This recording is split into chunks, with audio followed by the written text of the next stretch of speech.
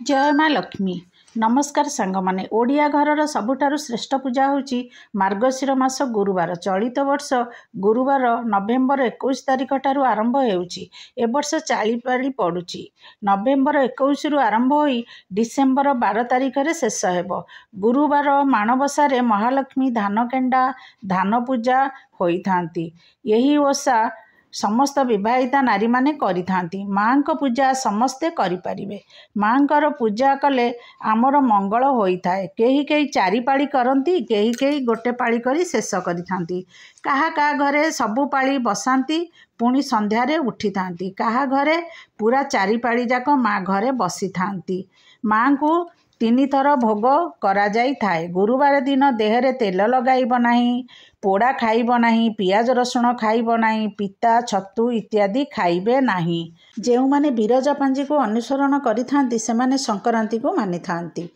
सेई माने ही आद्य पाड़ी ठारू गुरुवार बसाई थांती। जेउ माने खड़ीरत्न जगन्नाथ पंजिका अनुसरण करती सेमाने पूर्णमी को मानि थांती। तेणु सेमाने अष्टमी परे गुरुवार बसाई थांती।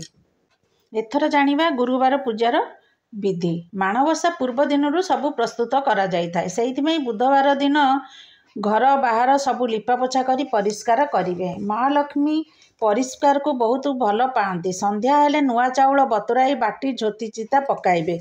पूर्व दिन ठाकुरंकर समस्त बासन माजी रखिबे। दुब बरकोली पत्र आंब डाल गेंडु फूल पूर्व दिन आनी रखिबे। धान को बेणी करी बेंटी करी रखिबे। घरर सबुआड़े माँकर पद्म पादरे झोटी चिता पकाइबे। प्रति द्वार बंधरे लक्ष्मी पाद देबे। खटुली रे 16 पाखुड़ा पद्म फूल आंकिबे।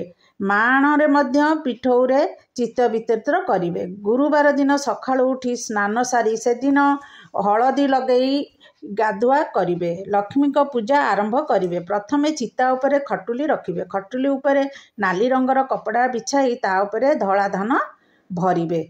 सेई धला धान उपरे माण रखी ता माण दिहरे मध्य धान भरिवे।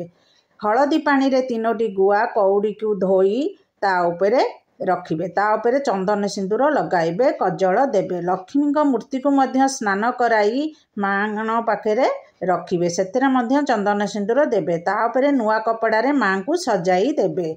सापरे माँ को गेंडु फूल माଳ देबे। माँकर सबुठु सोरिष फूल पद्म फूल होउची गेंडु फूल प्रिय। तापरे खटुली की बहुत भल भाव सजाई देबे। कलशटीए बसाइबे। कलश उपरे चंदन सिंदूर देइकिरी ताकु मध्य गेंडु फूल देइकिरी सजाई देबे। दीप धूपरे माँ को वंदापना करिबे। जेउ मानक घरे धान मणाबसा नाही सेमाने फट रखी मध्य पूजा करी पारिबे। तापरे नैवेद्य अर्पण करिबे। लक्ष्मी का पाखरे पिठापणा और फलमूल भोग करा जाई थाए। विभिन्न पाली रे भिन्न भिन्न पिठापणा करी लक्ष्मी का पाखरे लागी करा जाई थाए। लक्ष्मी को धूप दीप नैवेद्य सह बाल भोगरे छेना गुड़ नड़िया कदली चकटी भोग देई थांती। माँ को पाखरे 3 धूपरे लागी करा जाए। सकाळ धूप बाल भोग कहा जाए। यहा परे मध्याह्न धूपरे संकुड़ी भोग लागी करा जाए। मध्याह्न भोगन परे माँ को पाखरे लक्ष्मी पुराण पढ़िबे।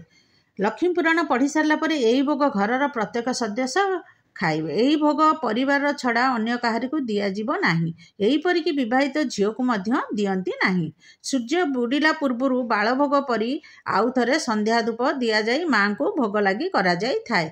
द्वितीय पाली तृतीय पाली एही परी करिवे। चतुर्थ पाली दिन मंडा पिठा भोग लागी थाए। मार्गशीर मास शेष पाली रे गुरुवार उजुआ करा जाई थाए। सेही दिन मंडा पिठा भोग करा जाई थाए। सेही परी माणबसा गुरुवार करिवे। उद्यापन परे माँ को उठाई रखी देबे। एही परी पूजा हुए। जय माँ लक्ष्मी।